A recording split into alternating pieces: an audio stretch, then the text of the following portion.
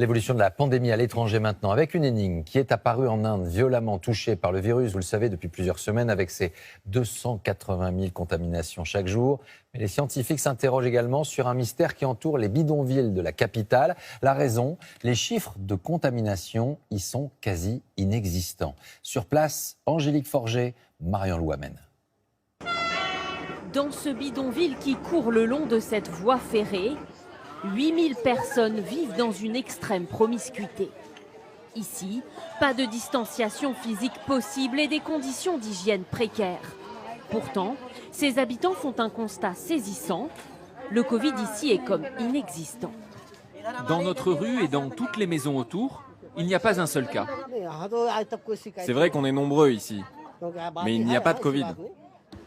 En Inde, alors que l'épidémie fait rage, le virus semble épargner les quartiers les plus défavorisés. Alors que les hôpitaux de la capitale débordent, la petite clinique du docteur Kumar est vide. Il soigne ici gratuitement des patients des bidonvilles, mais en ce moment, il ne reçoit aucune visite. Normalement, c'est sur ce banc que mes patients attendent. Le docteur l'assure, les rares patients qui viennent consulter pour des symptômes liés au Covid viennent des quartiers les plus aisés. Ce sont les gens qui viennent d'autres quartiers, ceux qui ont de vrais logements qui ont le Covid. Dans les bidonvilles, je n'en vois pas. Comment alors expliquer une telle résistance au virus ?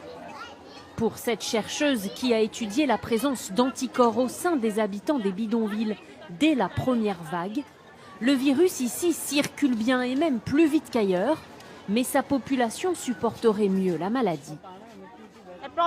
C'est une hypothèse, mais on pourrait penser que les habitants des bidonvilles sont déjà exposés dès l'enfance à beaucoup de virus et de bactéries, ce qui leur donne une immunité qui les protège des complications.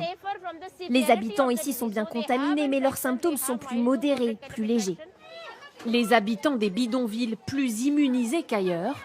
Pour cet économiste français qui travaille sur les inégalités sociales, ce phénomène n'est pas surprenant. Il a déjà été observé sur d'autres continents. Il y a des grands bidonvilles dans les grandes capitales africaines, au Kenya notamment, à Nairobi. Et il y a eu vraiment pratiquement pas de mortalité là-bas aussi. On le pense pour des raisons analogues, jeunesse des populations et extrême acuité du système immunitaire. Pour l'instant, il n'existe pas d'études nationales sur les origines sociales des personnes contaminées par le Covid, mais des données collectées à Bombay, dans le sud du pays, révèlent que seul un malade sur 10 vit dans un bidonville.